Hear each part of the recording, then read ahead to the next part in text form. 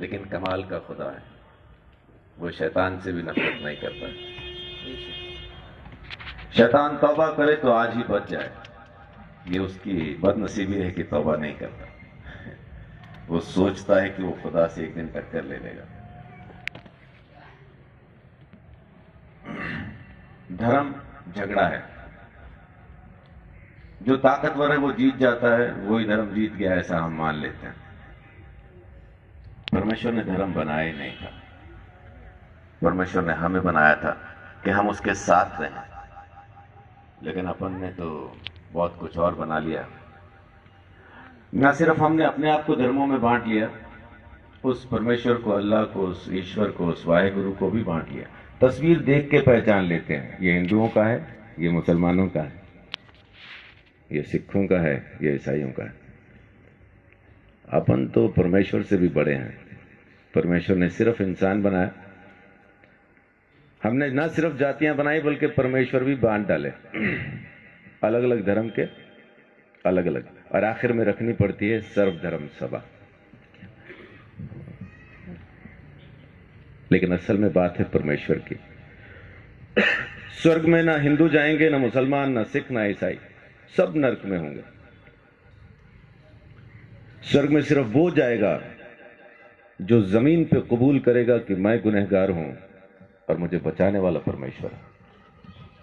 जो उस परमेश्वर को जमीन पे जान जाएगा वही उसके घर जाएगा।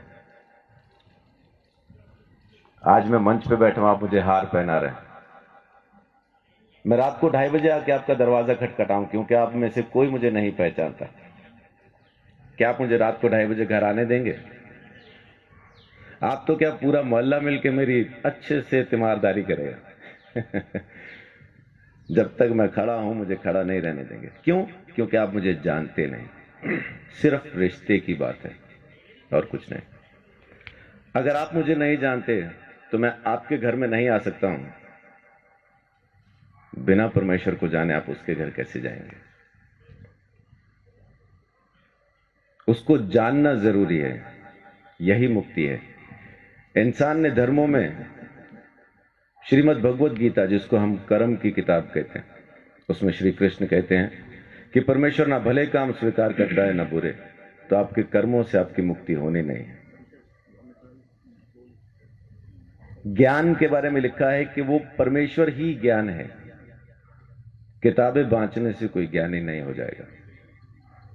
पोथी पढ़ पढ़ जगमुआ, पंडित भया न कोई, 2.5 अक्षर प्रेम के पढ़े सो पंडित। अब वो प्रेम जो जान जाएगा वही तो समझ पाएगा। मुझे एक रोज किसी ने फोन किया और कहा कि पास्टर जी आपके चर्च में एक बहन आई है, उसको चर्च में आने नहीं देना। मैंने बोला आज्ञा करें, क्यों नहीं आने दूं, कारण तो बताएं। कहते कि वो बहन वेश्या है, समझाने पे भी अपना काम नहीं छोड़ती। मैंने बोला आपने अच्छा किया जो मुझे बता दिया कि वो बहन वेश्या है, मैं नहीं आने दूंगा लेकिन एक सवाल का जवाब दें, मैं उसको परमेश्वर के घर से निकाल तो दूंगा लेकिन भेजूं कहां? मरीज को हॉस्पिटल से तो निकाल दूं लेकिन भेजूं कहां? ये तब समझ में आएगा जब हमें परमेश्वर की मोहब्बत समझ में आएगी, जब हम उसका प्रेम समझेंगे, हम सबसे मोहब्बत करेंगे। एक कोढ़ी दूसरे कोढ़ी से नफरत नहीं करता, बेशक वो इलाज में चंगा हो चुका हो, दूसरा भी कोढ़ में हो, तब भी उससे नफरत नहीं करेगा, क्योंकि एक रोज ये कोढ़ी था, उसको उसकी उंगलियां, उसका टेढ़ा नाक, उसके टूटे हुए पांव याद दिलाते हैं। लेकिन हम पापी हैं ये हम भूल जाते हैं और दूसरे पापी से झट से नफरत करते हैं, क्योंकि हम परमेश्वर की मोहब्बत को पहचान नहीं पाए।